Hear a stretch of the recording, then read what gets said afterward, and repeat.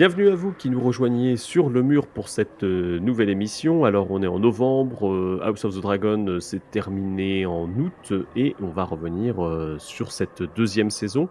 Nos avis, on les a donnés tout au long de différents Twitch, mais pour ceux qui voudraient finalement un petit résumé de la vie de la garde de nuit des sœurs et des frères jurés, j'ai convoqué à mes côtés, tout en haut du mur, Jonjon, Salut.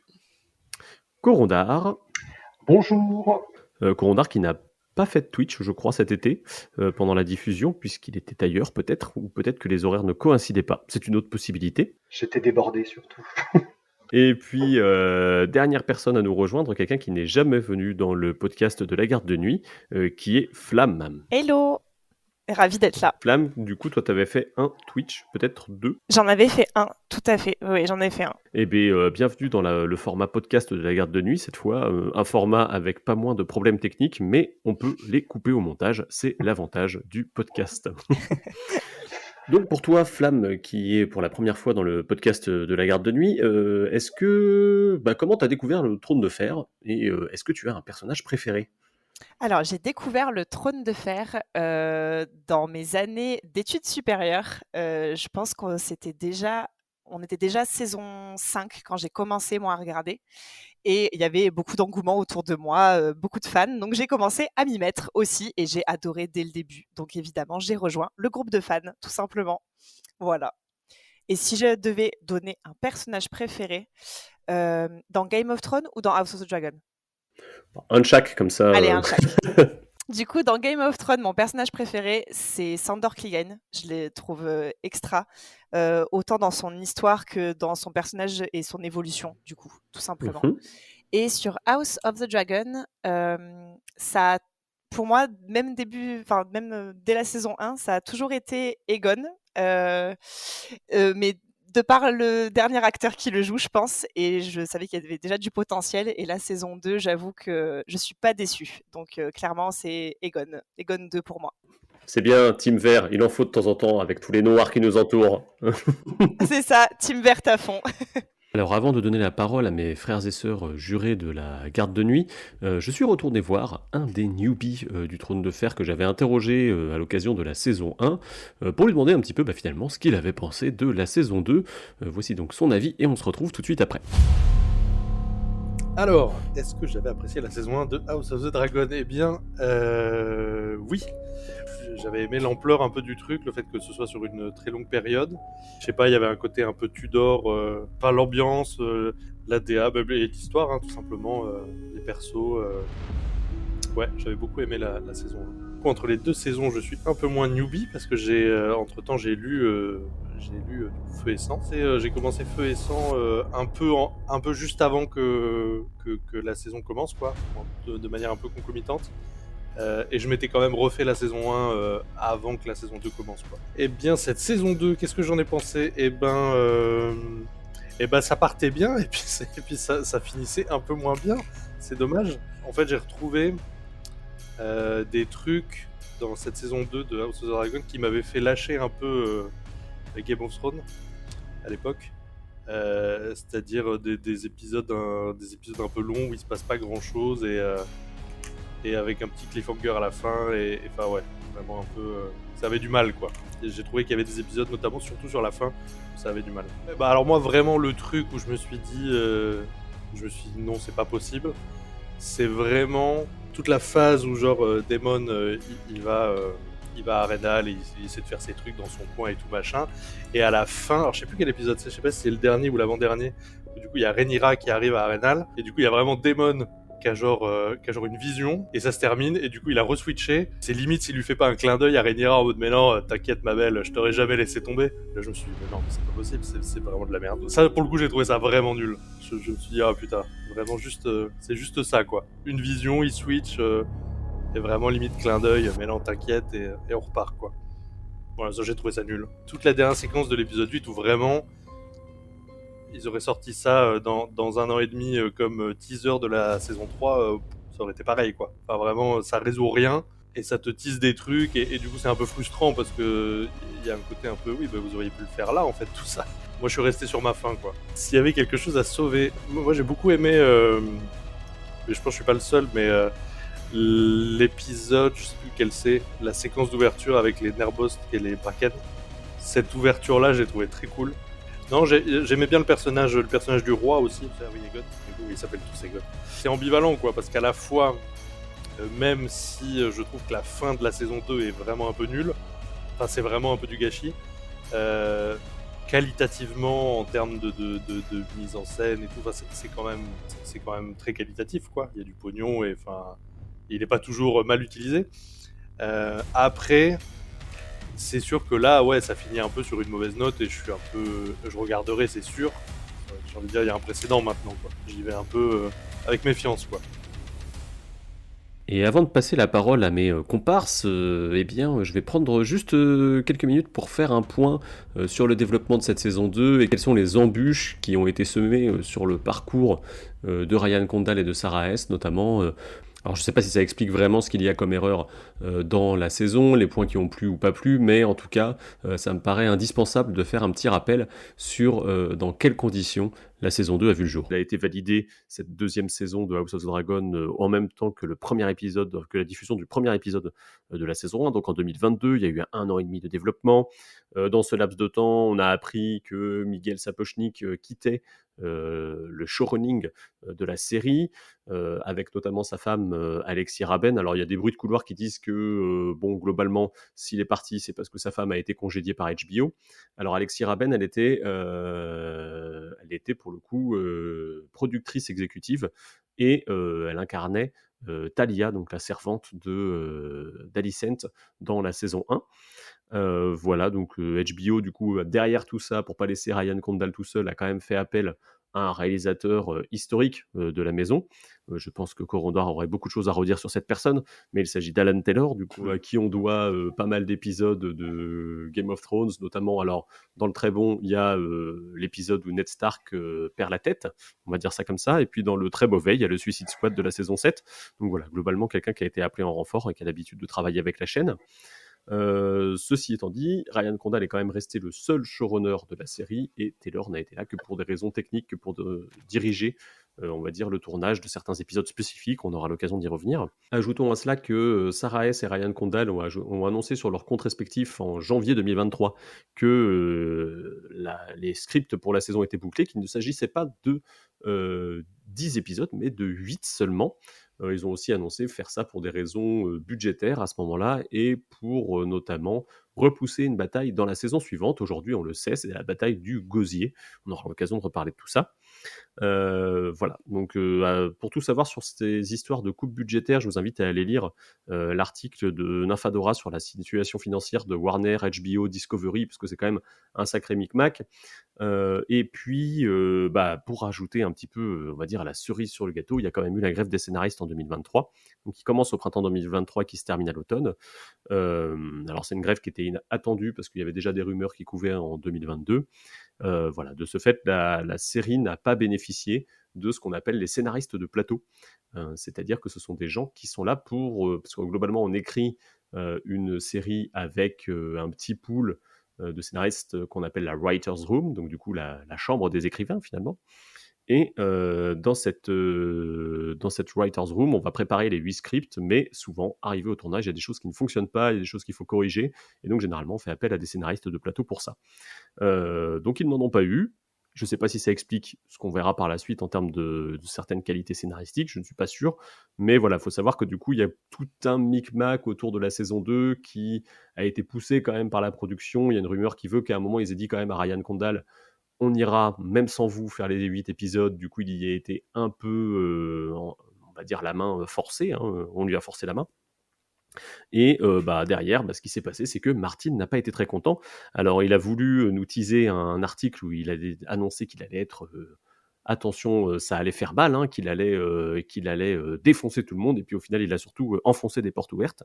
Il a parlé de la suppression notamment de Mylor dans son article qui est paru sur son blog, un article qui a été retiré très rapidement, quelques heures à peine plus tard, et à la suite duquel on a eu une communication de HBO disant que il n'y avait pas de plus grand fan de l'œuvre de Martin que les gens qui étaient en train de travailler sur House of the Dragon. Donc, il y avait un peu d'eau dans le gaz, mais ça a l'air de s'être un peu tassé.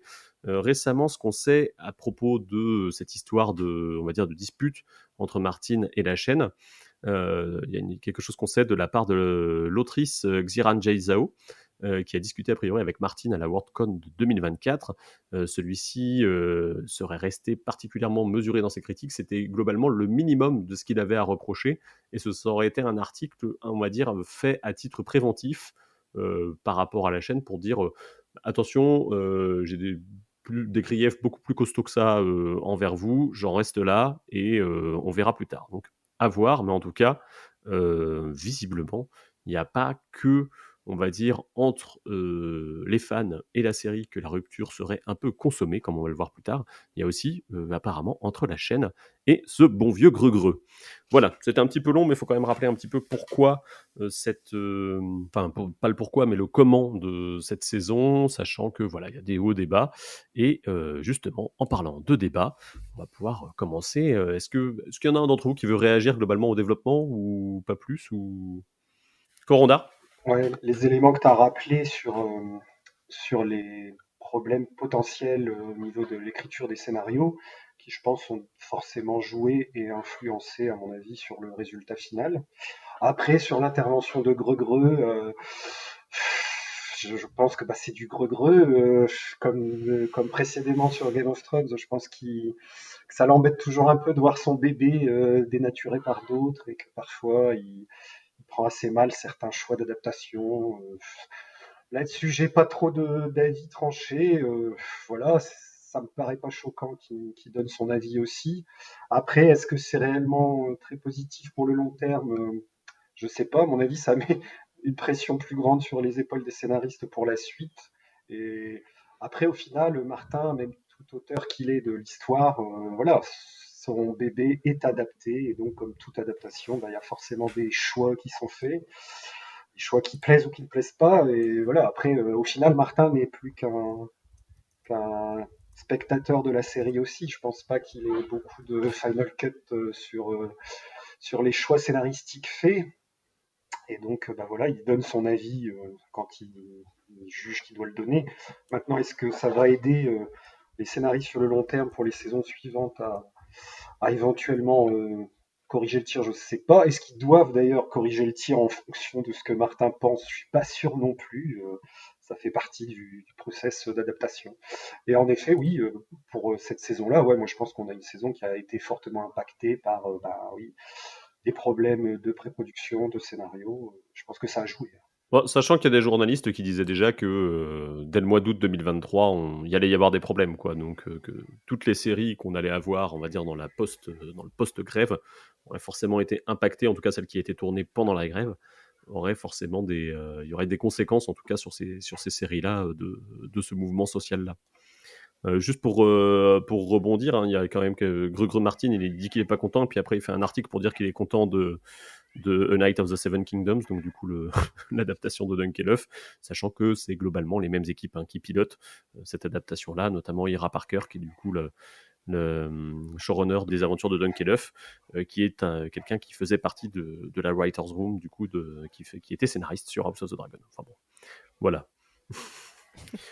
C'est pour dire que, effectivement, comme tu disais, les coups de gueule de George R.R. Martin, souvent, on va dire, c'est à géométrie très variable aussi. C'est un coup oui, un coup non. Enfin bon, c'est Greux-Greux, quoi. Voilà. Après, on ne changera plus, donc voilà. Bon, on va passer à nos avis, du coup, sans continuer à tergiverser là-dessus. Qu'est-ce que vous avez pensé de cette nouvelle saison, House of the Dragon? Qu'est-ce que vous avez pensé de cette seconde fournée de 8 épisodes, du coup? Flamme, tu veux te lancer? Allez, c'est parti. Alors, pour résumer la saison 2, moi je dirais que c'était quand même une bonne saison dans l'ensemble. J'étais plutôt très satisfaite de retrouver l'univers, de retrouver les personnages, les acteurs qui les incarnent, et voir leur évolution sur les différents épisodes qui étaient peu nombreux. Par contre, c'est vrai que 8 épisodes, j'étais déjà partie dans une idée de me dire il va nous en manquer quand même 2 par rapport à d'habitude.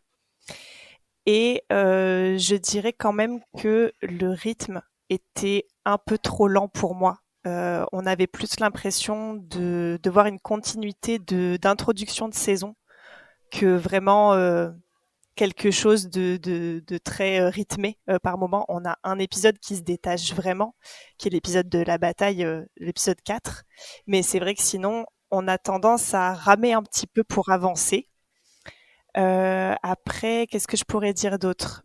J'ai été très contente de voir que au niveau esthétique, ils sont quand même restés dans la même lignée. On a vraiment une qualité visuelle qui est là. Et ça, vraiment, c'est à noter, je pense. Ils prennent leur temps, voilà, donc ça a ses bons côtés et ça a aussi ses mauvais côtés. Après, voilà, pour résumer, vraiment, une bonne saison, même s'il y a eu quelques déceptions par-ci par-là. Je pense qu'on y reviendra dans les points faibles du coup. Jojo, de ton côté? Ouais, bah globalement, je suis complètement d'accord avec Flamme. Je pense que bon, déjà, je pense qu'on a de la chance. On est tombé sur trois peut-être des plus optimistes et des plus positifs de Ne la m'oblige grade. pas à invoquer un Eridan sauvage, s'il te plaît. Mais non, je suis d'accord. En gros, moi, je suis sorti de la saison en étant bah, plutôt satisfait. Ça allait, en fait, après chaque épisode, je trouvais que c'était pas mal. Alors, je voyais les gens qui râlaient, je comprenais les critiques, mais je trouvais que franchement, ça allait. C'est vrai qu'une fois que je fais le bilan de la saison, je me dis quand même, effectivement, ça a pas avancé vite, quoi. Donc, chaque épisode, je me disais, bon, ça avance pas beaucoup, mais c'est pas grave, ils prennent leur temps, ils mettent en place des choses. À la fin, on arrive à, effectivement, comme disait Flamme, ça fait un peu saison d'introduction.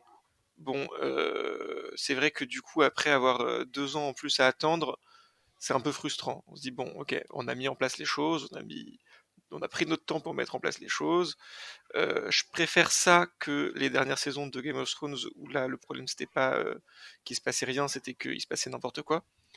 Là, je trouve qu'on a quand même globalement plutôt de la cohérence dans le scénario, dans les personnages qui sont quand même bien construits. Il y a toujours un excellent casting, ça je trouve que c'est vraiment... Il y a des personnages qui sont vraiment super.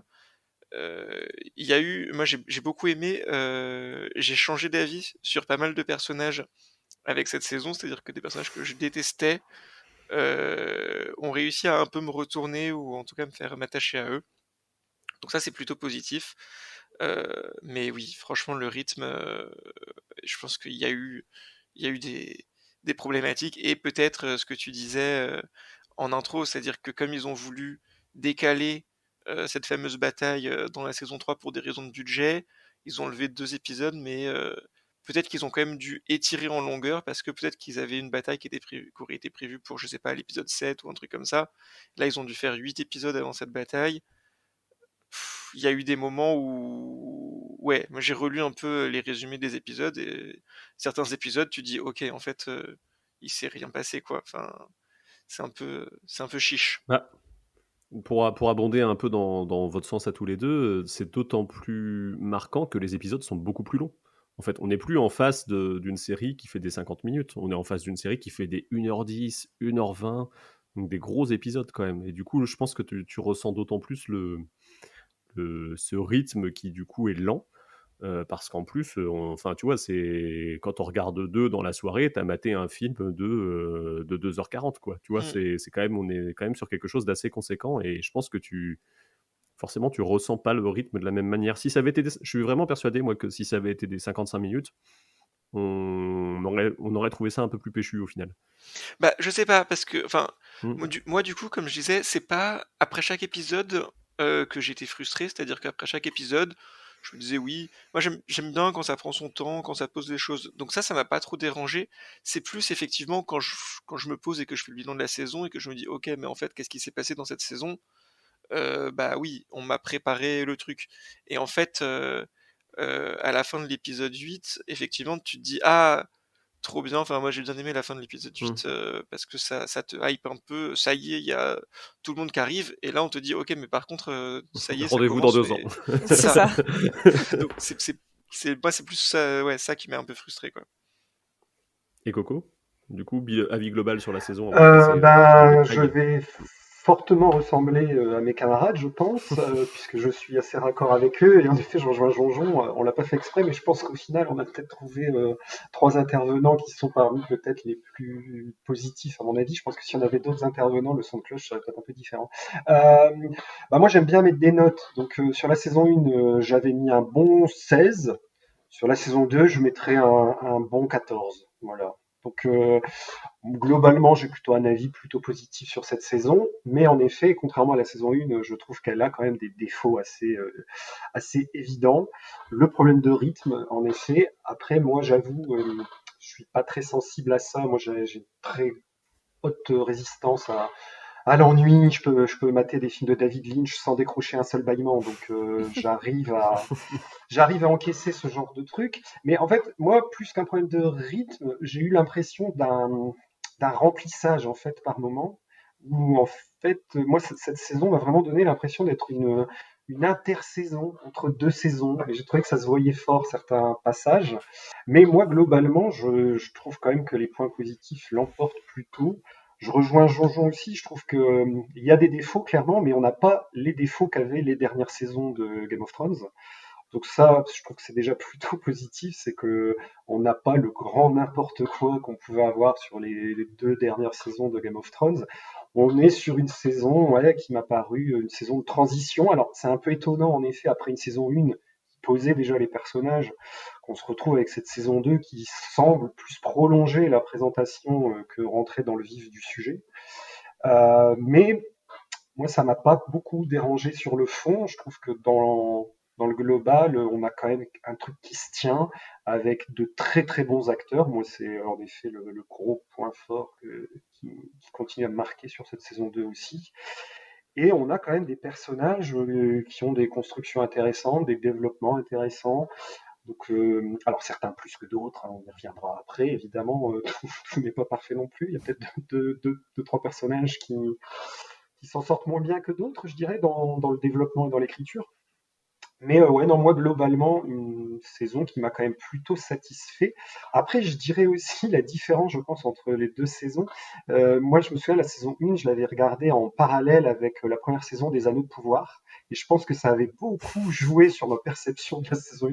Comme j'ai détesté les Anneaux de Pouvoir et que j'ai regardé la saison 1 en parallèle avec la saison 1 de House of the Dragons, bah, du coup, l'écart entre les 2 séries me paraissait tellement abyssal que je pense que j'avais une vision aussi très positive de la saison 1 de House of the Dragons, sans doute en partie liée à ça.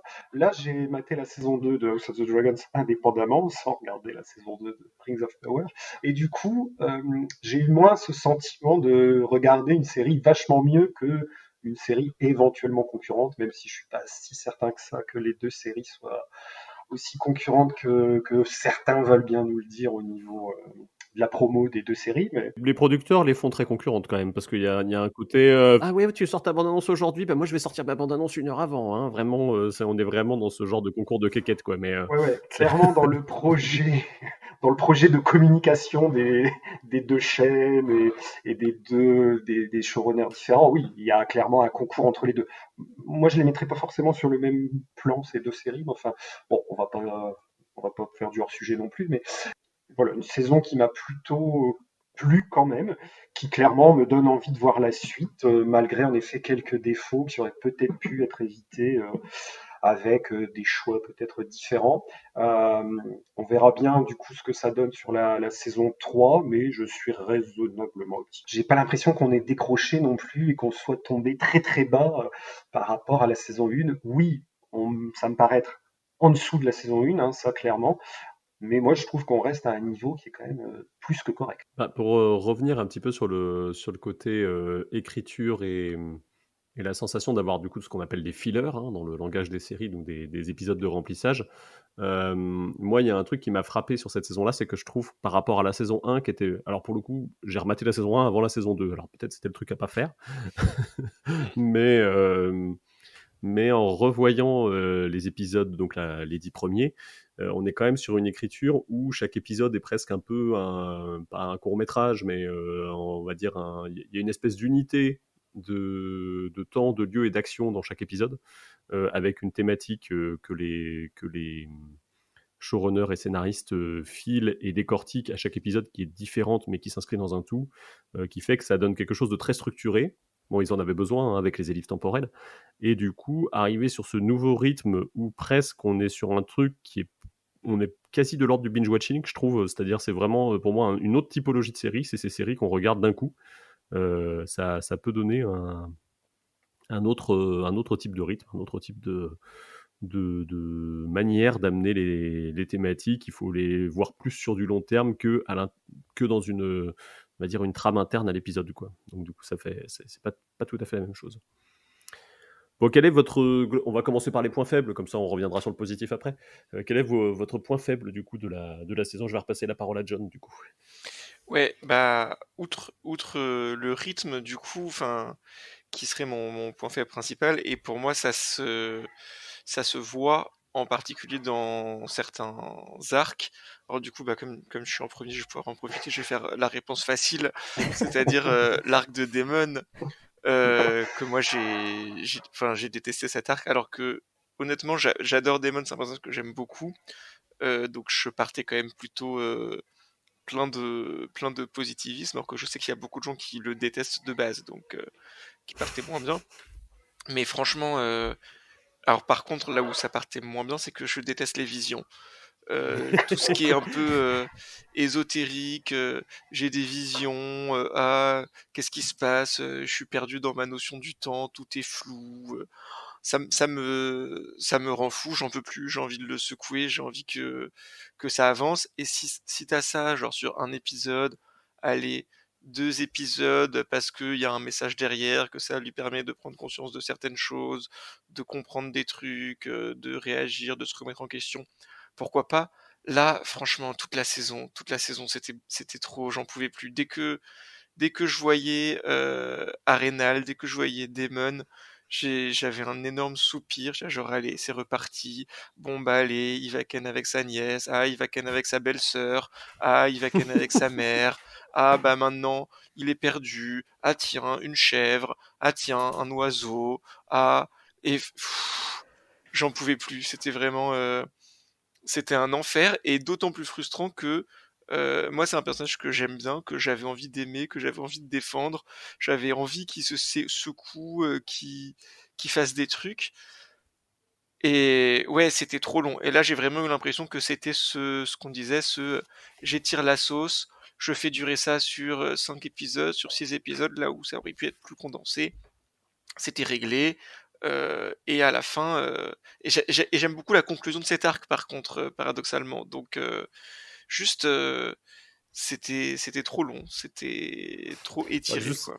Juste, ça commence à l'épisode 3, ça se termine à l'épisode 8. Il y a un souci de ce côté-là. Ouais. Mais je te rejoins. Moi, je fais partie des gens qui étaient plutôt enthousiastes au démarrage. Je pense si vous recherchez le live Twitch où j'intervenais avec justement Chao, Florian Besson et Justine Breton, j'étais vraiment très content de la direction que ça prenait, parce que ça remettait justement, je trouvais, du fantastique dans l'univers de Game of Thrones, où globalement, à part les gros lézards, il y avait quand même pas grand-chose en termes de fantastique. Du coup derrière, tu révises un peu la copie, quoi. Ça se transformait en fan service du jour un peu, quoi, à chaque fois. C'est ça. En fait, ça n'avance pas, et du coup ça n'a plus d'intérêt, et c'est plus pertinent. Dans l'absolu, oui, te mettre des visions de temps en temps, te montrer qu'il est embourbé à Arenal et qu'il est en galère. Ok, mais dans ce cas-là, je sais pas, tu nous le montres en épisode 3, tu fais 2 épisodes où on le voit pas, tu nous remets plus tard et tu lui refais des visions, et tu fais quelque chose qui avance, quoi. Mais là, c'était du surplace, et c'était vraiment ultra frustrant. Avec l'obligation de montrer la grosse resta, quoi, finalement, parce que bon, c'est Matt Smith, c'est quand même le gros acteur de la série, et du coup, ils peuvent pas non plus se permettre de pas le montrer, quoi. C'est toute l'ambiguïté de la situation. Et toi, Flamme, du côté des points négatifs de la saison? Eh ben, je vais me servir de ce qu'a dit John, en fait, pour introduire le mien. Je pense que ça a une corrélation, en fait. Ce que tu disais, c'est que les visions, bon, déjà, pas fan trop non plus, mais ça pourrait ajouter un côté fantastique, comme tu disais, toi. C'est très intéressant. Problème étant qu'en fait, ça tire trop en longueur. On en a sur plusieurs épisodes, et au bout d'un moment, on se dit, oui, on a compris. ça devient long, ça devient limite, voilà, comme tu disais aussi tout à l'heure, John, c'est que c'est redondant et que on se dit ok, c'est bon, on va encore avoir droit à ça. Voilà, ça rejoint un peu le problème de rythme qui moi m'a plus gêné qu'autre chose. On a l'impression que parce qu'il faut tirer en longueur sur les épisodes, il faut mettre ce genre de scène-là ou quoi. Et c'est un peu dommage parce que ça casse un personnage qui est très intéressant. Effectivement, Damon, on l'aime pour ses coups de folie, on l'aime pour son côté un peu sombre, un petit peu badass, charismatique et tout. Et là, c'est vrai qu'il redescend un petit peu avec ces visions-là. Après, ça peut lui donner aussi un côté intéressant, hein, mais ça tirait trop en longueur pour moi, effectivement. Et du coup, ça rejoint vraiment tout le côté de rythme que je disais au début, qui est même dans d'autres arcs. Je pense notamment à Raina pour moi, qui malheureusement est un personnage qu'on voit très très peu dans la saison 2 et qui en plus n'a pas des scènes folles. Chercher un dragon dans la montagne du Val, bon, pour moi c'est pas forcément le plus intéressant à faire, bien que voilà, elle, on a compris que c'était son but ultime de trouver un dragon quitte à abandonner des enfants dont elle avait la garde. Mais ouais, je trouve que voilà, il y a certains arcs qui sont vraiment pas bien traités. Donc pour moi, ce sera plutôt ça le point faible. Il y a Corlys aussi, mais j'imagine que quelqu'un d'autre en parlera, donc je laisserai la parole à quelqu'un d'autre là-dessus. Coco, tu veux nous parler de Corlys Velaryon ? Oui, merci de m'en avoir laissé un quand même, c'est gentil. Oui, bon, déjà, je veux plus soit l'avis de mes camarades. En plus, je te rejoins un peu, Chris, aussi, c'est que moi, sur le démarrage de l'arc de Daemon, j'étais plutôt fan de cette ambiance un peu gothique, un peu Daemon, c'est Alice au Pays des Merveilles, il est perdu dans un univers fantasmagorique et tout. Franchement, moi, sur le premier épisode, à la limite même l'épisode d'après, j'ai été plutôt hypé, je trouvais ça pas mal, j'aimais bien cette petite touche de fantastique. Mais en effet, ça tire en longueur pour un résultat qui en plus, en fait, moi ce que je trouve le plus pathétique dans l'arc de Daemon, c'est même pas qu'on perd du temps sur des visions de la fantasmagorie à rallonge, c'est qu'en plus il fait du surplace par rapport à la saison précédente, c'est-à-dire qu'à la fin de la saison 2, il en est encore à essayer de éventuellement piquer le trône à sa femme, est-ce qu'il est vraiment sûr de vouloir se soumettre au pouvoir royal de son épouse, une femme, etc. En fait, le personnage a fait du surplace par rapport à la saison 1, c'est-à-dire que tout son arc de la saison 2, quasi, c'est encore pour résoudre ce problème, alors que je pensais naïvement que c'était réglé en saison 1, qu'à la fin de la saison 1, il acceptait l'autorité de sa femme, et ben non, en fait, dans la saison 2, il a encore des doutes par rapport à ça, et on nous retartine son arc pour en arriver là.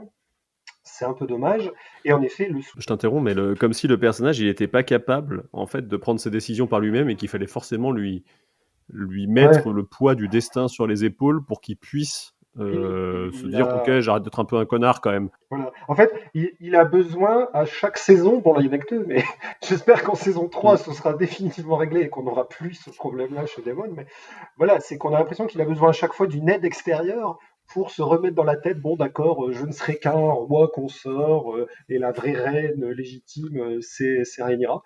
Et le problème, c'est qu'en effet, c'est pas le seul personnage qui souffre de ce traitement-là. En effet, Rhaena, sa petite balade dans le Val, c'est pareil. Sauf qu'en plus, elle, il n'y a même pas le côté éventuellement fantastique, fantasmagorique qui aurait pu me titiller. C'est vrai qu'elle, c'est d'un ennui, voilà. Et Corlys, c'est pareil. Toutes ces scènes devant son bateau en réparation. Et d'ailleurs, moi, franchement, des trois, je trouve que c'est lui, en effet, qui au final est le plus inintéressant parce que on comprend très très vite que ce sont ces bâtards et très très vite on a déjà toutes les clés, les réponses, mais on continue quand même à nous étaler ça avec des dialogues qui en plus pour le coup, parce que au moins quand même dans les scènes de Daemon à Harrenhal, il y a quand même quelques bons dialogues avec les locaux, avec la famille Strong, il y a quand même quelques scènes qui réveillent un peu l'intérêt du spectateur. Franchement, Corlys et son bateau, j'ai beau chercher, il n'y a rien qui a éveillé mon intérêt. Et puis pour le coup, là, on parlait du remplissage, c'est que vraiment ces scènes-là n'ont aucun intérêt et ne se justifient pas, étant donné que dès le premier épisode où on nous introduit les deux frangins bâtards de Corlys. Voilà, on a déjà bien vu qu'ils étaient, quels étaient les problèmes de relation qu'ils ont avec leur géniteur. Enfin, et voilà, on étale, on étale, on étale, on étale pour un résultat qui aurait pu être résumé, mais beaucoup mieux et de manière beaucoup plus. Le seul but de Corlys, c'est vraiment des scènes avec Corlys, c'est vraiment qu'il soit pas d'accord avec sa femme avant de la pleurer, quoi. Il y a vraiment pas de, je vois pas d'autre objectif à tout ça. Ouais, et encore que même ça, l'objectif est pas tellement atteint parce qu'au final, elle, Rhaenys, on a l'impression qu'elle, elle le vit pas si mal que ça, qu'il ait eu des enfants, bâtard. Enfin, on a l'impression qu'elle, elle en a fait son deuil en quelque sorte. J'ai l'impression que c'est plus un problème pour lui que pour elle. Donc même par rapport à cette construction-là, j'ai trouvé que ça, que c'était pas si indispensable que ça. Moi, je me demande si on n'a pas en face de nous, du coup, des scénaristes qui sont pas mauvais en caractérisation, mais je pense que ça, c'est ce qui a fait plutôt la qualité de la saison 1, je pense, quelque part, mais qui sont pas très doués en développement de personnages. J'ai l'impression qu'à chaque fois qu'on y voit, en fait, à chaque épisode, j'ai l'impression qu'on a peut-être un changement de caractérisation du personnage, mais on ne le voit pas passer d'un état à l'autre, en fait. Et du coup, peut-être ça joue aussi de ce côté-là, d'avoir Ouais, des persos qui sont un peu moins. oui, et puis moi, à la limite, Corlys et Daemon, c'est le même problème. C'est comme tu disais, je pense en effet que les personnages changent parce que les personnages avec lesquels ils interagissent les font changer. Mais on a l'impression que c'est très extérieur au personnage et qu'il n'est pas partie prenante du changement de caractère de son propre personnage. Du coup, ça c'est un peu dommage. Et en plus, enfin, moi j'ai eu le sentiment parfois aussi sur certaines scènes qu'il manquait des scènes justement. Et là, pour le coup, c'est un vrai problème, étant donné que le principal reproche qu'on peut faire à cette saison, c'est le remplissage. J'ai l'impression qu'il y a, moi j'ai eu le sentiment, je sais pas si ça vous a fait ça, vous des fois, qu'il manquait une scène qui aurait été tournée, mais qui n'a pas été mise au montage. En fait, moi j'ai eu cette impression-là parfois sur certaines scènes, notamment sur les arcs de Corlys, où en fait j'ai l'impression qu'il manquait des bouts de dialogue. Parfois, ça m'a un peu aussi fait cette impression-là, d'ailleurs sur Rhaena au Val. J'ai eu l'impression qu'il y a des trucs qui ont été coupés, mais que et du coup ça se sentait. Mais alors, ce qui est fort dommage, parce que on a quand même ce sentiment de remplissage, tout en ayant le sentiment qu'ils ont viré des trucs qui auraient peut-être été plus utiles que le remplissage qu'ils nous ont mis. Alors, c'est peut-être une fausse impression de ma part, j'en sais rien, mais moi, sur certains passages, j'ai eu un peu ce sentiment-là. Et puis ils ont l'air d'être assez libres de laisser déborder les épisodes, quoi. Pour le coup, on n'est plus par rapport à Game of Thrones où on avait quand même HBO qui était une chaîne avec des créneaux horaires à respecter, donc du coup la nécessité de faire des épisodes qui ne fassent pas plus d'1 heure. Là maintenant qu'on est passé sur on va dire sur un format plateforme, ce qui justifie qu'on ait aujourd'hui des épisodes de Stranger Things qui fassent 2h30, on a changé de logique. Si les gens ils ont envie de mettre plus, ils mettent plus, tu vois, c'est pas un souci en soi derrière d'un point de vue de la durée de l'épisode. Donc, je sais pas où sont ces coupes. On verra s'il y a des scènes coupées dans les bonus des éditions Blu-ray et DVD. Et si on n'a pas et qu'on n'entend pas parler de ces scènes, c'est tout simplement qu'elles n'existent pas. Ah oui, oui, après, c'est peut-être une fausse impression de ma part, hein. Peut-être que c'est pas le cas du tout. Mais en même temps, si ces scènes-là n'existent pas, elles auraient peut-être dû exister, justement. Je sais pas. Je pense qu'il y a eu un petit souci, ouais. Après, moi, du coup, l'impression que ça m'a donné sur ces personnages-là, surtout Corlys et Rhaena, j'ai eu vraiment le sentiment que du coup, les scénaristes peut-être les appréciaient moins, ne savaient pas trop quoi en faire, et du coup, voilà, se forcer de temps en temps à mettre des scènes pour dire bon allez, faut bien qu'on mette du temps à l'antenne pour ces personnages-là. Et j'ai eu le sentiment que les scénaristes étaient peut-être moins intéressés à nous raconter l'histoire de ces personnages-là que l'histoire de d'autres personnages. En fait. Du coup, j'ai vraiment le sentiment Mais, que ces personnages-là étaient moins bien écrits, peut-être à cause de ça aussi. Je sais pas. mais Corlys, je sais pas si c'est qu'ils étaient moins intéressés ou qu'ils l'aimaient moins, mais je pense que c'est vraiment un personnage dont ils ont pas su quoi faire, et c'était déjà le cas dans la saison 1 pour le coup. Dans la saison 1, moi c'est un de mes reproches principaux déjà, c'était que Corlys était le personnage loupé de toute la saison, et là c'est cette saison 2, ça se confirme. En fait, ils ont pas su, je pense qu'ils ont pas su quoi en faire, ils ont pas su l'écrire, ils ont pas su lui donner cette aura qu'il a dans le livre. Dans le livre, c'est un personnage qui a un charisme, une aura et une présence très fort. mais qui viennent beaucoup de son passé. Donc je me dis que c'est peut-être pour ça aussi. C'est un personnage qui est charismatique de par des choses qui se sont arrivées avant, que là, du coup, on n'a pas vu. Et là, il arrive, il fait plus grand-chose. Mais pour moi, c'est le personnage qu'ils ont le plus loupé. Enfin, et je suis pas sûr que ça soit un problème d'intérêt. Je pense que là, c'est un problème ils ont pas su De comment ils ont le rendre envisagé le intéressant. personnage au moment Ouais. de l'écriture globale Ouais, du coup, de c'est la plus un série, problème quoi. d'écriture finalement, Oui, en je fait. pense. Mais en fait, moi, le Ouais. sentiment que j'ai Ah, mais de avec... toute façon, c'est jamais un problème d'interprétation ou de mise en scène, Ah oui, dans l'ensemble, bah mais oui, C'est vrai. l'interprétation, c'est- non, parce que l'acteur est bon. Tout ça me Mm. paraît plutôt bon, le bon acteur, donc je pense pas que ce soit un problème. Non, après, moi, j'ai un peu le sentiment que sur Corlys, je vais essayer de pas trop spoiler, mais je trouve que le Corlys qu'on voit déjà dans les 2 premières saisons ressemble déjà beaucoup trop au Corlys qui est plutôt vers la fin de la danse, je trouve. En fait, on a déjà un Corlys un peu désabusé, un peu revenu de tout. Et j'ai l'impression qu'ils sont partis plus de ce qu'il devient que de ce qu'il était peut-être, ou si ce n'est au début de la danse, mais un peu avant la danse. En effet, on retrouve pas le côté très charismatique et très ambitieux, parce que je trouvais que même dans la saison 1, je trouvais bah, qu'on n'avait pas cet aspect-là de Corlys, alors qu'on aurait dû l'avoir plus, à mon avis. le Corlys de la saison 1, il commence quand même en étant relativement ambitieux quand même. Il parle de marier sa fille qui est pas très grande avec Viserys en faisant un peu le forceur, pour terminer endeuillé par la mort de 2 enfants, tu vois. Donc du coup, Oui, mais je trouve que... je trouve que sur la saison, ça justifie le fait que Corlys soit désabusé. Mais je m'attendais à ce que il crée autre chose dans la relation qu'il a avec ses bâtards. J'ai l'impression d'être vraiment en face, moi, de, tu sais, ces trucs de séries télé où les personnages ils sont pas d'accord parce que les scénaristes ils sont pas d'accord, tu sais. Ah, Et pas, ils ont objectivement pas beaucoup de raisons de se détester ou de pas vouloir la même chose. Mais on a décidé que. après, moi, Tu j'ai vois. un peu le sentiment... House of the Dragons, j'ai l'impression que le personnage de Corlys a été cannibalisé par celui de Rhaenys. Ce qui, moi, me choque pas plus que ça, parce que je suis un grand fan de Rhaenys devant l'Éternel et que je trouvais que le personnage méritait sans doute d'être aussi apprécié par la série et par les spectateurs. Mais du coup, moi, j'ai eu le sentiment qu'en fait, ouais, le personnage de Corlys a un peu fait dévorer par suite sa femme, en fait. En même temps, ils avaient besoin d'un investissement émotionnel. Sinon, à l'épisode 4, tu fais une bataille qui sert à rien, Oui, quoi. Donc, clairement. Du coup, je me dis que peut-être à partir de la saison 3, maintenant que Corlys sera débarrassé de l'aura si envahissante de son épouse, peut-être qu'il arrivera à briller un peu plus. Mais encore faudrait-il que les scénaristes lui confient des scènes un peu plus, voilà, un peu plus travaillées, un peu plus marquantes, que d'assister aux réparations d'un navire pendant de très très longs épisodes, quoi. bon, on va laisser de côté les points faibles. On va passer peut-être sur les points forts de la saison, mais peut-être entre les deux, je me demande si il faut pas qu'on évoque, parce que je pense que c'est typiquement un cas de mif-mouf. Comme ça, on va placer ce terme-là tout de suite. Rhaenyra et Alicent.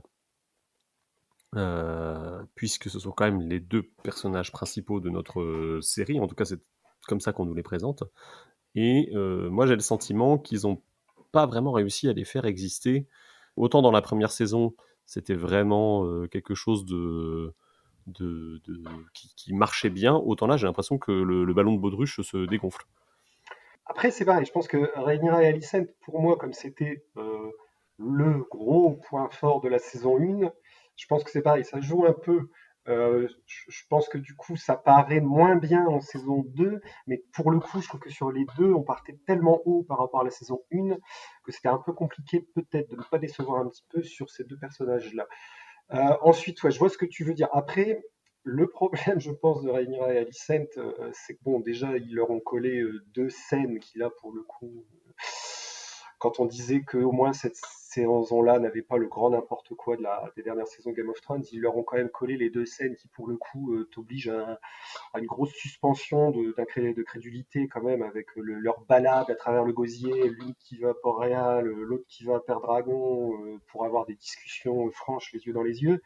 Bon, ça pour le coup, moi ça m'a un peu dérangé beaucoup, parce que là, je veux bien croire qu'on puisse tenter des commandos en secret, mais enfin, là on parle quand même de la reine mère et de l'autre reine prétendante au trône. Enfin, Sans parler des risques encourus quand même par les deux au cours du voyage, parce qu'il suffit qu'elles se fassent reconnaître, choper. On rappelle que dans notre univers à nous, Louis XVI a tenté, ça lui a pas réussi, il s'est fait reconnaître à Varennes par un pecno, donc par des pecnos. Donc voilà, moi c'est plus ces deux scènes-là qui m'ont beaucoup posé problème. Après sur l'évolution des deux personnages, et ben moi, bizarrement, j'ai pas été aussi sévère et négatif que beaucoup.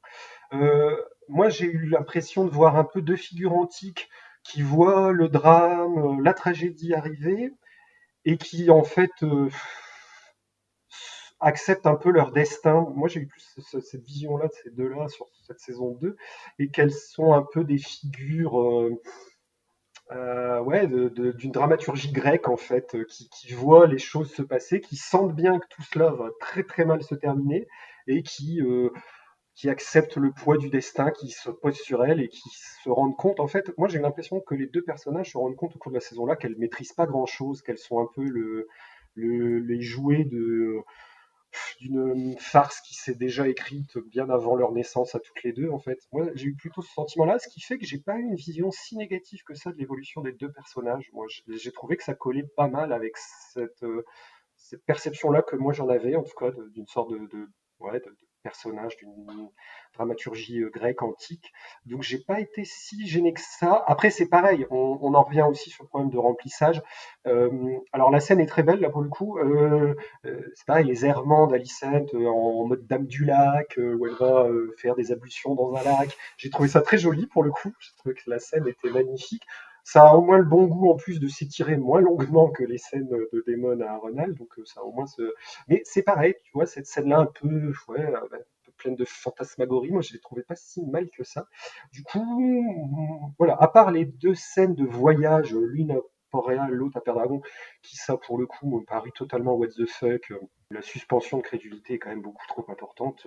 Là, pour le coup, sur le coup, je me suis dit, mais les scénaristes se sont pas dit que c'était vraiment pas crédible, que puis bon, en plus, déguisé en bonne sœur, enfin, j'ai trouvé qu'en plus, ça avait un petit côté, ouais, le déguisement de Rhaenyra en sœur du silence, enfin, je sais pas, je trouvais que ça faisait un peu kitsch en plus, mais bon. En fait, d'accord. j'allais rebondir aussi sur ce qu'a dit Corandar. Je trouvais ça très intéressant parce que ça me permet de le voir un peu d'une autre façon. C'est vrai que moi, je suis pas hyper fan de ce qu'ils en ont fait.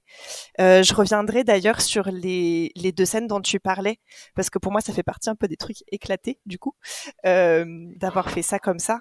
Je dirais que pour moi, j'aime beaucoup les deux personnages. Hein. Je trouve que Rhaenyra et Alicent sont très intéressantes, notamment en saison 1. J'avais beaucoup aimé leur relation, l'évolution de leur relation. Les deux actrices font un travail incroyable, vraiment, c'est parfait sur ça. Le seul souci que je trouve dans la saison 2, c'est qu'ils ont, pour moi, un peu trop forcé ce côté-là. Et qui, du coup, le rend limite ridicule, voilà, dans les deux scènes que tu as citées. On dirait qu'il faut les montrer ensemble pour les montrer ensemble simplement et pas parce que ça rajoute au scénario ou à l'histoire ou que ça fait avancer quoi que ce soit, ou alors même peut-être effectivement c'est ces deux dialogues qui font avancer l'intrigue alors qu'il n'y aurait pas besoin en fait d'avoir ces deux dialogues là. En tout cas pour moi ils n'étaient pas nécessaires. Ça tourne un peu en rond. Et après, leur relation en elle-même, en fait, elle aurait pu être montrée autrement. Je pense qu'il n'y avait pas besoin de les faire se rencontrer, forcément. On voit que chacune de leur côté, elles sont un peu désabusées de ce qui se passe autour d'elles, comme tu disais. Et là, c'est là que je te rejoins complètement sur les personnages de tragédie grecque. Je trouve ça très intéressant comme façon de les voir. On sent que, en tant que femmes, en plus, elles ont une position compliquée là-dedans, dans ce conflit. On a notamment Rhaenyra qui n'est pas du tout écoutée de ses conseillers, qui n'en ont absolument rien à faire de son statut par moment, on dirait. Et Alicent, par exemple, je pense notamment à une scène où elle essaie de se faire passer en tant que régente à la suite de Aegon blessé, et elle n'est pas du tout prise au sérieux pour ça. Ce sera Aemond qui va être à sa place, et elle se sent complètement délaissée. Elle se dit, mais à quel moment je peux pas le faire moi aussi en fait. Donc on sent que les deux vivent un peu la même chose et je trouvais que c'était assez intéressant de les montrer comme ça. Il n'y avait pas besoin forcément de les faire se rencontrer, mais ça reste intéressant quand même. Hein. Je comprends que, que ton point de vue sur le fait de pas les faire se rencontrer. Moi, je pense que d'un point de vue des scénaristes, il y avait ce besoin quand même. Alors, une fois de plus, c'est un besoin méta, mais que les personnages se voient au moins une fois Oui, pour voilà, acter le début de la guerre, en fait. c'est ça. Et ça me semblait important, mais ce n'est pas là que va le premier dialogue. Il faudra attendre le deuxième pour qu'on en soit là. Et je trouve que là-dedans, il y a un souci. Effectivement, il y a tout ce qui est ce que disait Coco au Tout niveau de à la fait. suspension d'incrédulité et tout ça. Vraiment, une rencontre avec un drapeau blanc, ça passait aussi, quoi. Il n'y avait pas besoin En fait, c'est ça, ouais. de passer par là pour créer ce dialogue avec cette mise en scène-là. Donc là, pour le coup, c'est pas des mauvais points à l'écriture encore que, mais c'est aussi des mauvais points à la mise en scène. C'est vrai. je trouve. Complètement. Voilà. Bah, sauf que la rencontre, moi je vais prendre la défense des scènes, du coup, c'est des scènes que j'ai bien aimées. Vas-y. La rencontre autour d'un drapeau blanc. Alors après la première scène dans le septuaire, c'est pas une scène que je déteste. Par contre, la deuxième, je trouve qu'elle est trop longue et j'ai décroché pendant. Oui, c'est plus la deuxième, moi aussi, qui m'a posé problème. Mais par moi, contre, c'est plus la première. la première m'a pas trop posé de soucis. Du coup, Jean-Jean, je t'ai coupé, désolé. Oui, non, mais je disais juste que en fait, la rencontre autour d'un drapeau blanc, pour moi, elle est rendue impossible par le fait que elles font ça contre l'avis de leurs conseillers, de leurs conseils, des gens qui les entourent. Et c'est ce que disait Flamme, je trouve ça super intéressant, c'est que elles sont toutes les deux donc à deux moments différents. Elles se retrouvent effectivement en perte de pouvoir et en perte d'influence, ce qui leur permet aussi de prendre un peu de hauteur et de distance et de réaliser ce qui est en train de se passer, parce que ça leur donne un peu, en particulier pour Alicent, le temps de réfléchir à ce qui se passe, vu que on l'écarte de l'action, donc il lui reste la réflexion. Et le fait d'être écarté de ça, ça va leur donner cette envie et cette volonté de quand même discuter avec l'autre pour essayer de clarifier les choses. Moi, j'ai horreur dans les séries quand les gens parlent pas. Donc j'étais très content qu'elles se parlent.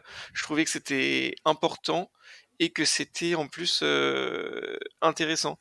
Je rejoins complètement Coco. Je trouve ça complètement tragique.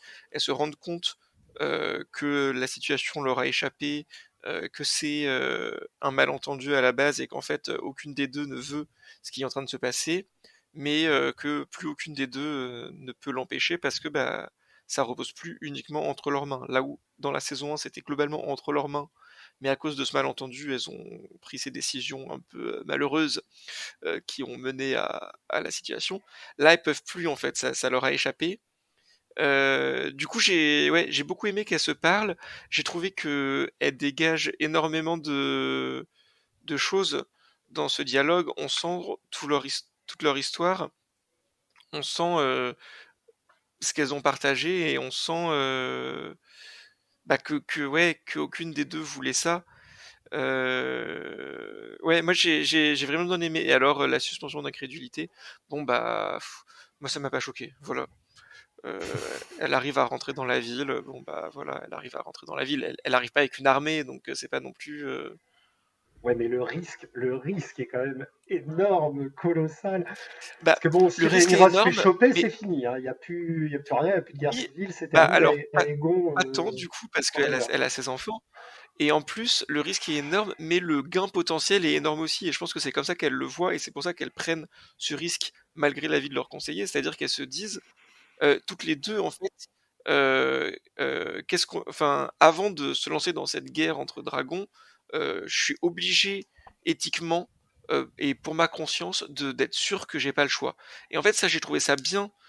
Du point de vue de ces personnages, de pas se dire juste ok bon allez c'est la guerre, on lance les machines de guerre, on lance tout. Et là elle se dit, enfin Rhaenyra elle dit ok c'est une prise de risque, d'accord, mais en fait elle considère que c'est aussi son rôle de se prendre de prendre ce risque pour tenter d'éviter la guerre. Et je trouvais ça plutôt positif.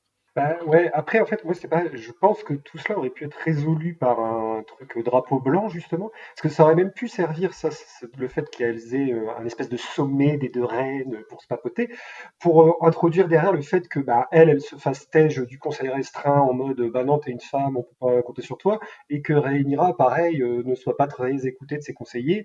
Je pense qu'à la limite se servir de ce truc-là, on aurait fait une réunion drapeau blanc entre les deux en début de saison où elles auraient discuté pareil, au moins ça aurait été crédible, il n'y aurait pas eu la suspension d'incrédulité, et en plus les scénaristes auraient même pu se servir de ça pour derrière justifier que l'entourage de chaque reine mette en doute leur choix, justement, en mode oh ben non, vous préférez papoter avec votre ennemi qui vous avait déjà fait tant souffrir, vous êtes des femmes, on peut pas, voilà, vous êtes plus dirigé par vos sentiments que par la raison, machin, machin.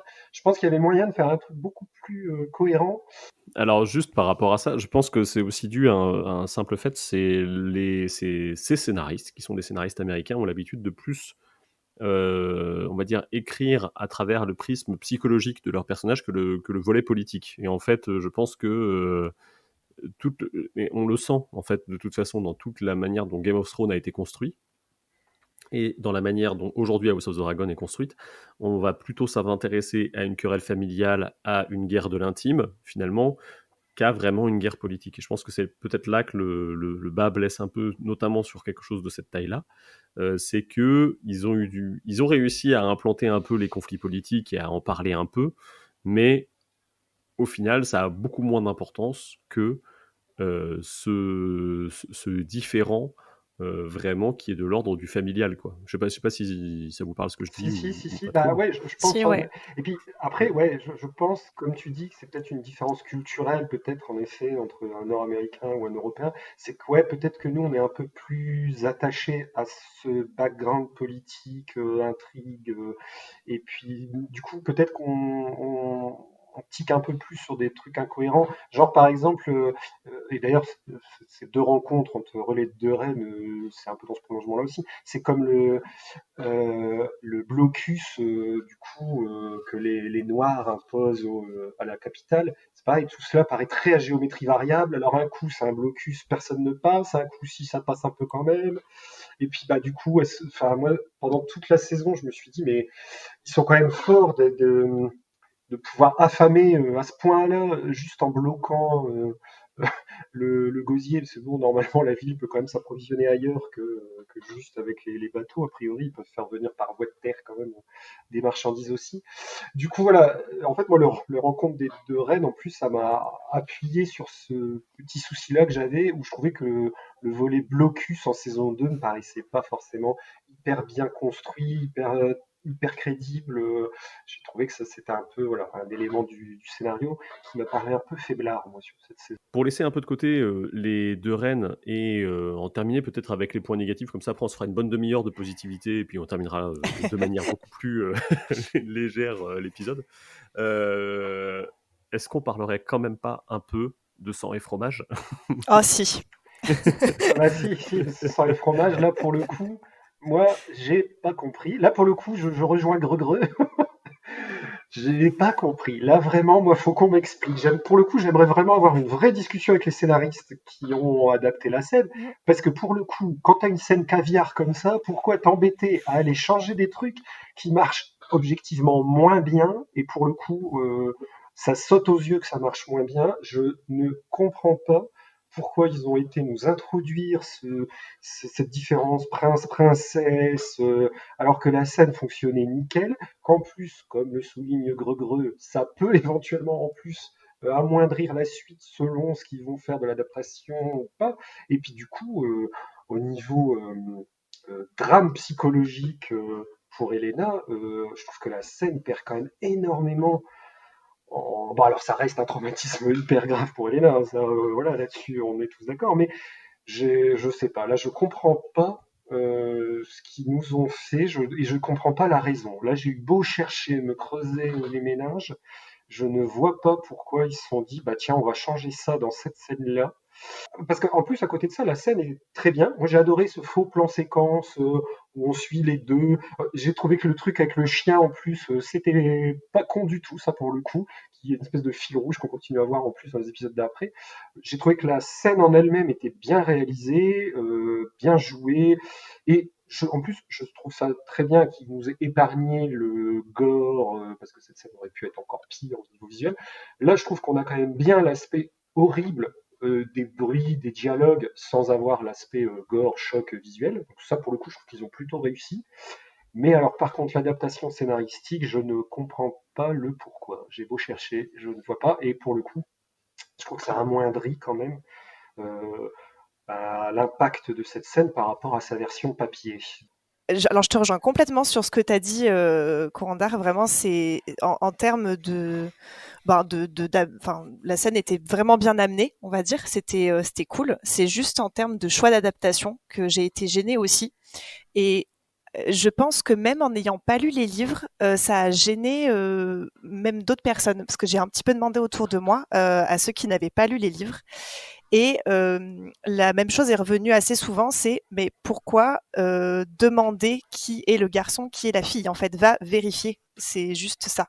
Donc, même en n'ayant pas lu le livre et en ne sachant pas qu'il y avait à la base 3 enfants, du coup, ça a pu gêner un non-lecteur qui avait que ce niveau d'information, en fait. Donc, il y a effectivement quelque chose qui ne fonctionne pas dans ce qu'ils ont choisi de faire. Et je vois pas trop pourquoi, en plus, enlever le 3e enfant. Je vois pas trop ce que ça apporte. Ça, je pense, enlever le 3e Ouais. enfant, c'est juste une histoire de supprimer des têtes blondes Targaryen en Voilà, plus. je et me de suis dit, pouvoir à part faire ça, je vois pas trop. Voilà. Mais du C'est- coup, effectivement, on perd tout un aspect psychologique, en fait, de la scène qui est peut-être le plus important. Je sais qu'il y en a qui viennent chercher un peu de l'horreur, etc., du gore. J'étais pas mécontente qu'on ne le voit pas à l'écran. Mais du coup, on perd tout le côté psychologique du choix de l'enfant, en fait, finalement. On se retrouve juste face à un dilemme de le garçon ou la fille, et de toute façon, elle sait très bien que dans tous les cas, il y en a un qui va mourir. C'est comme ça. Donc, ouais, je trouve qu'on y perd beaucoup. Et en plus, ça fonctionne pas super bien en termes de stress, quoi. On se dit, de toute façon, oui, va vérifier, c'est pas grave. Il y a pas de climax, en fait, je trouve, là-dedans, dans ce choix-là.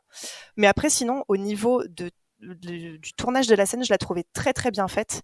Le plan séquence, il est très, très bien amené. Je trouve que vraiment, la direction était bien, en fait, de ce point de vue-là. C'est juste cet élément-là, moi, qui m'a perturbée. Moi, même la scène, j'avoue que j'ai bof accroché, enfin, les deux Gugus qui se baladent dans le château, qui croisent personne, qui trouvent rien, et puis qui trouvent à la première porte où ils trouvent quelqu'un, ils se disent bon bah allez, on va tuer ça. Euh, pff, j'ai trouvé que déjà là, on nous enlevait de la tension dramatique et de l'impact parce que j'ai trouvé qu'il passait, qu'il passait pour des guignols ils en ont pas l'air fait. professionnels, quoi. En fait, c'est censé être plutôt quand même. Ouais, Enfin, tu confies pas ce genre de tâche à n'importe qui, et Mm. du coup, ça les guignolise eux, et ça guignolise Daemon, ça guignolise Mysaria et Rhaenyra. En fait, tu sais, par extension, il y a toute ouais. la chaîne de commandement qui est rendue débile par ce choix-là, en fait, je trouve. C'est ça, tu dis ok, donc en fait ils ont pris les 2 premiers teubés venus, ils leur ont dit tiens voilà un couteau, va tuer quelqu'un dans le palais. Ça amoindrit de base la décision et l'impact, et ensuite, enfin ça fait que moi j'ai pas eu trop de tension dramatique dans cette scène, et en plus à la fin, voilà le fait de faire ce choix d'adaptation qui, moi je me suis demandé si c'était pas pour édulcorer un peu le truc, parce que c'est une scène qui est vraiment horrible dans les livres. Est-ce qu'ils se sont dit bon c'est vraiment trop horrible, on va rendre ça un peu plus soft entre guillemets, je sais pas, mais au final ça marche pas, et en plus non seulement ça frustre tous les lecteurs et toutes les lectrices parce que on s'attend à une scène avec un énorme impact et on nous en prive en quelque sorte, mais en plus comme tu disais Flamme, les gens qui regardent sans avoir lu, ils ont pas compris non plus. C'est-à-dire que ils ont pas vu que c'était une scène qui était censée avoir un gros impact. Ils se sont dit ok bon il y a les deux teuteux là qui vont se promener et qui égorgent un enfant. Bon, qui égorgent un enfant, c'est jamais voilà, c'est pas complètement neutre. Mais en fait, c'est une scène qui a pas eu d'impact non plus, même pour les gens qui s'attendaient à rien. C'est-à-dire que moi j'ai parlé à des gens, effectivement, ils m'ont dit ah bon, c'était censé être une scène un peu forte, un peu impactante. Mais j'étais genre bah ouais, c'est une Mm. des pires scènes du livre, donc Clairement, moi je pense que le gros problème, je rejoins Flamme, c'est que ce, ce truc de nous rajouter le sexe des 2 enfants pour choisir lequel ils vont tuer, ça marche pas, même si t'as pas lu le bouquin. Je veux dire, les mecs, c'est quand même pas compliqué de baisser le pantalon des enfants pour s'assurer de qui est. On parle quand même de 2 gars qui viennent pour buter un gamin. Donc, enfin bon, au départ, voilà. En plus, autre problème, c'est que dans le choix scénaristique. Au départ, non, ils sont censés venir pour tuer Aemon, mais bon, ils changent d'avis, ils se disent bon, on va prendre un gamin, ça marche aussi. Ça, en effet, ça fonctionne pas très bien non plus. Pour le coup, là pareil, je comprends pas trop pourquoi ils ont pas suivi la trame des romans. En fait, c'est ça, c'est que moi, je suis le premier à reconnaître qu'il faut adapter quand tu transformes un roman sur un matériel visuel, que ce soit un film ou série, peu importe. Il y a forcément des choix d'adaptation à faire, tu ne peux pas tout calquer, mais là, la scène fonctionne hyper bien dans les romans et il n'y a aucune raison objective de la modifier, étant donné que ce qu'ils font à la place marche pas du tout, enfin nettement moins bien que ce qui était dans le roman. Du coup là, je ne comprends vraiment pas. Une des suppositions émises par Eridan dans le dernier Twitch, du coup, c'était que ils vont remplacer Maelor par Otto. Parce que souvenez-vous, Oui. pour le coup, Otto est vu dans une cage, enfin en tout cas dans quelque chose de très verrouillé à la fin de la saison, et l'idée pourrait être que ça se déroulerait du côté de Pont-la-Mer et que du coup le meurtre d'Otto remplacerait celui de Maelor. Donc s'ils ont fait ce choix-là pour pouvoir garder Ricey Fans plus longtemps plutôt qu'un enfant, je comprends. Mais peut-être à ce moment-là, il aurait mieux valu que ce soit des jumeaux plutôt qu'un jumeau et une jumelle. Ah oui, voilà, c'est ça le tu problème. vois, il y avait peut-être il y aurait eu quelque chose à ce niveau-là à jouer, mais bon, après, ça sous-entend. Une fois que tu as commencé à tirer ce fil-là, tu te retrouves forcément à ah oui, mais alors du coup, Aemon qui monte sur le trône, ça paraît vraiment être une usurpation. Et du coup, mais bon, en même temps, derrière, il le caractérise quand même comme quelqu'un qui veut absolument remplacer son frère. Alors du coup, Aemon, ça a peut-être été juste fait trop vite, tu vois, mais je sais pas. Aemon peut prétendre à être Voilà. régent vu son statut, peu importe les enfants de Aegon qui sont trop jeunes. Enfin, bref. Oui. Non, moi c'est vraiment, j'ai pas compris là pour le coup. Pour le coup, je pense que là, les scénaristes se sont tirés une balle dans le pied tout seuls comme des grands pour un motif qui m'échappe. Alors en effet, peut-être que, oui, peut-être comme tu dis, peut-être que dans les prochaines saisons, on verra un peu mieux les suites de ce choix scénaristique-là, et que peut-être ça nous paraîtra du coup un peu plus cohérent. Mais bon, moi j'aurais du mal à me dire que tu as sacrifié une scène qui fonctionne aussi bien dans les romans pour un gars qui, moi, me paraît quand même pas évident, même si, en effet, peut-être qu'ils vont remplacer Otto et lui faire jouer un rôle plus important au niveau de Pont-la-Mer, peut-être. Sachant que, attention, spoiler alerte, si vous ne voulez pas en savoir plus sur la saison 3, vous faites avance rapide sur votre lecteur de podcast. Sachant que derrière, je sais pas si vous voulez le spoiler ou pas, mais ça me paraît intéressant de le discuter quand même. Bon, moi j'ai lu les bouquins, donc a priori okay. j'ai pas... Sachant que Ryan Condal a quand même confirmé que Elena se suiciderait, mais pas pour la même raison. Ce sera pas pour la raison, pas pour la même raison, quoi. Voilà, du coup. Ouais, mais c'est vrai que j'allais soulever un peu ce point-là. On voit qu'Elena, elle n'est pas autant impactée que ce qu'elle a pu être dans les livres, en fait, à la suite de ça. Et je me suis demandé s'ils n'avaient pas fait exprès pour s'en servir du personnage après, derrière. Mais vu ce que tu viens de dire, du coup, je sais pas trop. Je sais pas quoi en penser. Voilà. Ouais. En tout cas, on notera que la garde royale fait très bien son travail. Efficace. Ah oui, ça, voilà. En même temps, quand tu es dirigé par Kriston Cole, forcément. Voilà. Bon, on va laisser un peu de côté toute cette négativité. On va passer un peu sur du positif. Ouais. John, c'est quoi ton gros point positif de la saison ? Moi, je pense que y a quand même beaucoup de positifs, donc on va peut-être aborder plusieurs trucs. Je vais pas tout dire, je vais en laisser pour les autres. Mais je vais dire le cast et les personnages, quoi. Enfin, à part du coup ces fameux Corlys et Rhaena qui sont un peu loupés, j'ai trouvé que déjà les acteurs et les actrices sont incroyables et les personnages sont ultra attachants. Moi, c'est un peu ce que je disais en intro. Même les personnages, et surtout les personnages en fait, que j'avais pas aimé dans la saison 1 ou pas aimé dans les livres, je les ai trouvés ultra puissants dans cette saison 2. Donc c'est Aegon, qui pour moi est le grand champion de cette saison, mais aussi Alicent, que j'ai beaucoup aimé. Otto, ils ont réussi à me faire aimer Otto, ce qui était vraiment, mais vraiment mal parti. Et après, on pourrait en citer plein. Enfin, je trouve que globalement, le jeu d'acteur et la caractérisation des personnages sont ultra bien faits et ultra efficaces. Corda, si tu avais, je sais pas, une scène, un truc à souligner, toi, ce qui te paraît éminemment positif là-dedans.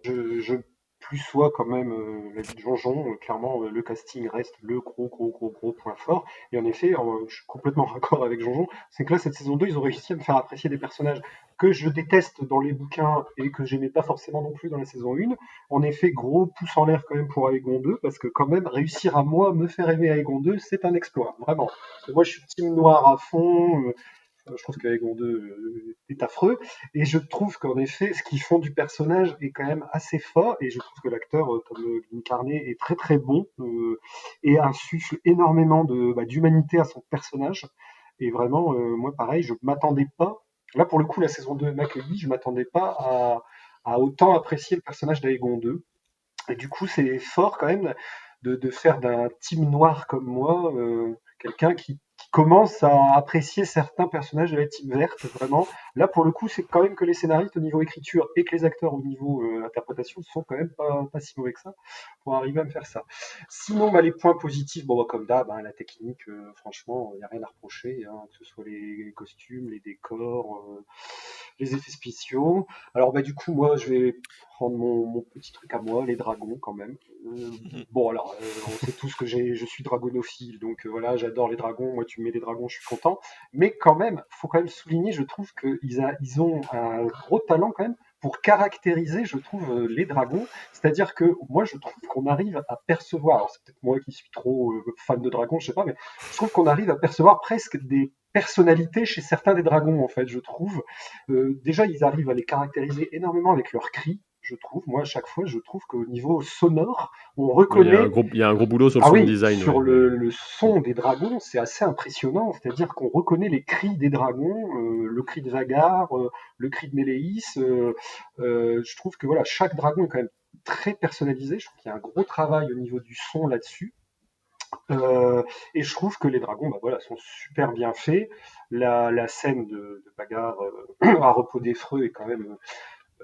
hyper bien faite, même si, pareil, il y a 2-3 trucs, le coup du Vhagar qui apparaît d'un coup pour choper Méléis, vu la taille du monstre, c'est un peu étonnant que Méléis ne le voit pas venir. Mais voilà, je trouve que vraiment, chapeau aussi bien sur les effets spéciaux que sur le travail du son, je trouve que c'est quand même très très fort de rendre vie à ces créatures de manière aussi pro. Parce que vraiment, je trouve que c'est très très très bien fait sur les dragons. Je trouve que c'est un gros point fort. Ça tombe plutôt bien vu le titre et vu ce que ça raconte, heureusement.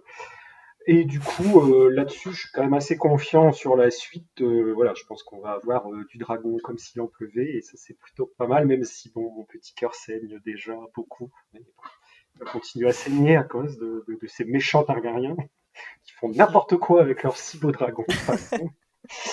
Ils ne les méritent pas. De toute façon, les Targaryens, les dragons méritaient mieux que les Targaryens, c'est tout, je n'ai que ça à dire. Dans les nouveaux dragons, parce que Méléis, Vhagar, on les a déjà vus, est-ce que tu as un nouveau dragon préféré ? Alors, on a entreaperçu Tessarion, mais tellement pas longtemps que ce serait quand même compliqué de dire. Lui donner beaucoup de points pour pas grand-chose, quoi. Danse Lune est quand même pas mal. En plus, la scène auquel il a le droit est quand même sympatoche. J'ai trouvé. Danse Lune est quand même très très mignon. Danse Lune, c'est Baela ? Oui, tout à fait. Oui. Ouais, c'est une scène qui est super, ça, en plus. J'ai trouvé que son dragon était très très mignon. Mais bon, tu sais, moi-même, même voleur de moutons, je le trouve beau, alors. c'est dire, tu vois. Et toi, Flamme ? Alors, je vais rejoindre complètement Corandar sur les dragons. Déjà, pour commencer, je suis très fan des dragons également, donc je comprends tout à fait ce que tu veux dire. Et effectivement, ils ont réussi à leur donner une caractéristique propre à chacun. Et c'est vraiment impressionnant, autant sur l'esthétique que sur les cris, comme tu disais. Moi, j'adore le cri de Caraxès, je le trouve trop sympa. Enfin, vraiment, ils ont fait un truc génial. Et ils ont réussi aussi à faire passer le lien dragonnier-dragon, que je trouve très intéressant aussi. On le voit entre Méléis et Rhaenys, juste avant que les deux ne meurent. Je trouve que le dernier regard de Méléis à sa dragonnière est très touchant. On voit notamment ça aussi avec, même si on le voit très peu, j'ai adoré le petit passage entre Sunfire et Aegon quand il vient le chercher. En fait, j'ai trouvé ça trop mignon alors qu'on les voit qu'une seule fois ensemble, et je me suis dit ah ouais, ils sont forts pour nous montrer un peu le le lien qu'il peut y avoir entre les deux. Et pour terminer sur les dragons et le lien, tout simplement Syrax qui crie de douleur quand Rhaenyra retrouve le cadavre de son fils, tout simplement. On voit vraiment le lien très très fort entre les deux et c'est hyper appréciable à chaque fois, je trouve. Ensuite, sur tout ce qui va être point fort, je rejoins encore une fois tout ce qui a été dit auparavant, donc à savoir les acteurs. L'acting, il est fou, surtout sur beaucoup de personnages qu'on n'a pas tellement vus en saison 1 ou qu'on n'appréciait pas, comme vous avez dit. Très intéressant. Otto Hightower qui est juste incroyable dans 2 scènes qui m'ont vraiment marqué et à chaque fois donc avec son petit-fils qui est donc Aegon II, je trouve que le duo fonctionnait super bien, que ce soit à la scène des requêtes du peuple où il y a limite quelque chose de comique en fait entre Aegon qui ne comprend rien à ce qu'il peut faire ou non et Otto qui est saoulé au possible.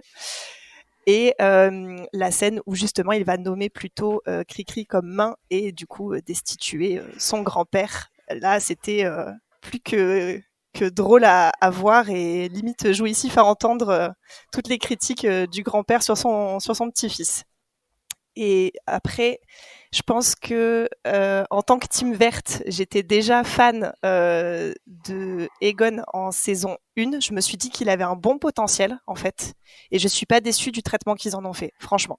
J'avais très peur qu'on ait affaire à quelqu'un de juste méchant et pas intéressant, sans profondeur, on va dire. Et là, je trouve qu'ils en ont fait quelque chose de très, très intéressant. Donc, hâte de voir la suite, hâte de voir comment ça va évoluer, puisqu'il est emmené par Larys aussi. Donc, ça peut être sympa de voir un peu comment ça va évoluer sur ça. Et après, mention spéciale quand même à Oscar Tully, que j'ai trouvé très, très charismatique, pour le coup. Il a su se mettre en lumière, et même notre cher Simon Faure, sans lequel je ne sais pas si Rhaenyra aurait pu arriver à Rhaenol à temps. Voilà. Donc, voilà. Mention spéciale à ces deux-là aussi. Ouais, je rebondis sur Simon Faure. Moi, je trouve que dans l'ensemble, j'ai beaucoup aimé tout ce qui était des petits rôles secondaires, moi, cette saison. Tout ce qui était de caractérisation du peuple de Port-Réal, des choses comme ça. En fait, des rôles qu'on voit, qui ont été introduits, qui sont pas des rôles qui existent vraiment dans le livre, puisque c'est des personnages qui pop d'un coup quand on a besoin des semences de dragon. Ah bah tiens, il y a Hugh Marteau et machin. Et du coup, j'ai beaucoup aimé tout ce qu'ils ont... avec tout le lot de foreshadowing que ça peut avoir par moment. Mais j'ai beaucoup aimé tout ce qu'ils ont fait autour de justement Hugh et...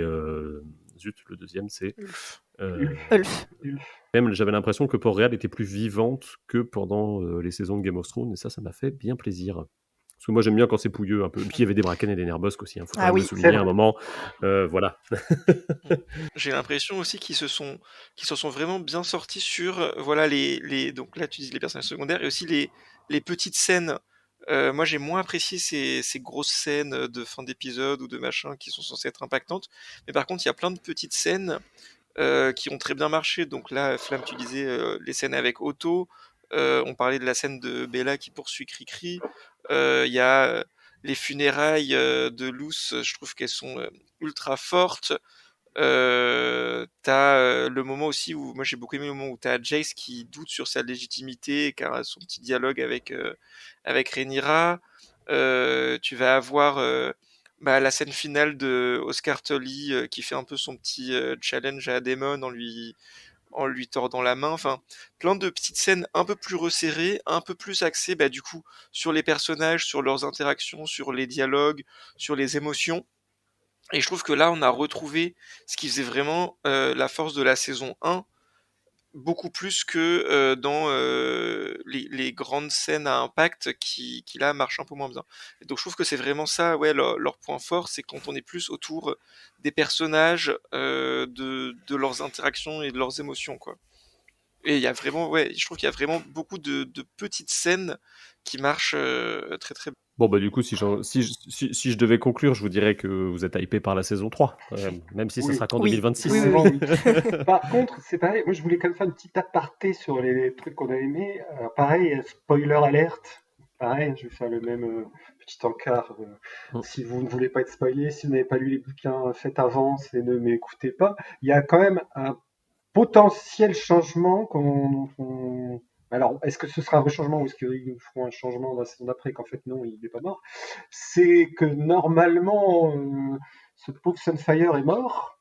Alors, je sais pas, là c'est pareil, si ça est vrai, s'ils vont réellement le tuer ou si c'est un plot twist pour Ou nous est-ce que faire si c'est revenir un, en est-ce que, saison est-ce que 3, je ne sais pas. c'est ça, est-ce que c'est un plot twist Ouais, j'ai plus l'impression que ce qui sera un plot se twist. garde Bah, sous moi le je pouce pense Moi, je aussi. pense Moi je aussi. pense qu'on est plus sur un Ouais. plot twist qu'on va nous dire ah non en fait il est pas mort. Il a quand même une importance Ah oui, considérable quand même. pour la suite. Voilà, Donc bon, donc ouais, moi je partirais quand même plus sur le fait qu'il ouais. n'est pas vraiment mort, ça me paraîtrait quand même plus crédible. Surtout qu'en plus, moi je trouve que le parallèle de la dégradation physique du dragon et de son dragonnier, c'est quand même pas mal de le garder. Carrément. Voilà, fin de mon aparté. Il va être temps de terminer cet épisode, du coup. Pour continuer sur les prochaines productions, vous voyez peut-être en attendant la saison 3. Est-ce que Dunkelhoff, c'est un projet qui vous chauffe un peu ou pas du tout, par exemple? Bah oui, moi oui, ça me hype bien. Ouais. Déjà parce que j'aime beaucoup les romans. À partir de là, je suis prêt à en voir une adaptation. En plus, là, les premières images du casting, moi je trouve que Dunk, il a pas de tête de Dunk, donc c'est déjà pas mal. Non, je pense qu'il y a du potentiel. Pour le coup, je suis beaucoup plus hypé par ça que par la nouvelle récente de peut-être un film au cinéma, Game of Thrones. Voilà. Pour le coup, Dunkelhoff, je pense qu'il y a quand même moyen, comme on est sur des histoires assez courtes, je pense qu'il y a quand même de la place justement pour que les scénaristes s'approprient un peu le truc aussi et en fassent quelque chose peut-être aussi de peut-être différent des romans, qui sait, parce que euh, le truc c'est que dans Dunkelhoff, pour les lecteurs assidus, bon, on a souvent la trame Sanglant qui est en trame de fond. Sauf que bon, je sais pas si le spectateur lambda l'aura en tête. Il y a peu de chance, à mon avis, qu'il ait cette trame-là Bon en bah tête. là-dessus d'un point de vue des raccords, ils ont commencé à en faire, hein. Oui, Mais mais bon, du la coup, dernière vision de Daemon, elle est quand même, oui, d'accord. elle est Mais quand même. alors, va falloir raccrocher aux Euh, branches que hmm. le Sanglant qu'on a Ah oui, vaguement oui. vu dans les dernières saisons de Game of Thrones, vaguement entreaperçu, je devrais plutôt dire, c'est le même bonhomme. Bon, je suis pas sûr que ce soit bien clair dans l'esprit du spectateur qui aura pas lu les bouquins, mais c'est un peu plus Bah, moi, c'est compliqué. ça ma crainte pour Dunkelhoff. C'est que la crainte, c'est qu'ils mettent des visions, des trucs un peu à grosse maille, à gros impact. Mais là où j'ai plus d'espoir, c'est que c'est des intrigues qui sont beaucoup plus resserrées, qui sont beaucoup plus centrées sur les personnages et leurs interactions, et qui sont basées sur un scénario déjà écrit. Donc normalement, c'est tout ce qu'ils savent faire, c'est tout ce qui se passe bien, c'est tout ce qui était bien dans la saison 1 de House of the Dragon ou dans le début de Game of Thrones. Donc voilà, s'ils se concentrent sur ça, sur les personnages, des trucs un peu plus d'unité d'action et de lieu, et sans trop de vision pour nous connecter à tout l'univers et à tout ce qui va se passer pendant des centaines d'années, je pense que ça peut être assez sympa. Et pour répondre juste à Coco, je pense que ce truc sur le film dans l'univers de Game of Thrones, c'est Warner qui commence à placer des billes si jamais ça prend avec War of the Rohirrim Oui. côté Seigneur des Anneaux, je pense qu'ils iront par là en fait. Mais c'est juste c'est des espèces de folies pour prendre la température auprès du fandom, Après, je moi, pense. si je devais parier, moi je pense que ça n'aboutira pas, mais bon. Après, des fois, on a des surprises. On verra. Mais moi, je suis assez On verra. sceptique sur le fait que ça aboutisse et qu'on ait réellement un film projeté en salle de cinéma. Si je devais faire un pari, moi je parierais plus sur le fait que ça n'aboutisse pas. Après, ça sera peut-être un film de plateforme, hein, mais Oui, bah après là ils essayent de monter la hype en mode ça sortirait peut-être au cinéma. Je suis plus sceptique quand même. Enfin bon, on verra. Sur ce, dites-nous, vous qui nous écoutez, où que vous soyez, où que vous nous entendiez, ce que vous avez pensé de cette saison 2 de House of the Dragon, si vous êtes hypé pour la suite, si vous êtes d'accord, pas d'accord avec nos avis. Vous pouvez pour cela utiliser tous les réseaux sociaux de la garde de nuit, donc Twitter, X, Facebook, Instagram, venir nous rejoindre sur Discord également, ou sur le forum, pour ceux qui sont plutôt vieille méthode. Et nous, on se retrouvera pour le coup en décembre pour analyser ensemble le personnage de Jon Snow. Et d'ici là, portez-vous bien, où que vous soyez, et à bientôt sur le mur. Ciao, ciao. Ciao, bonne soirée. Ciao, bonne soirée. Ciao.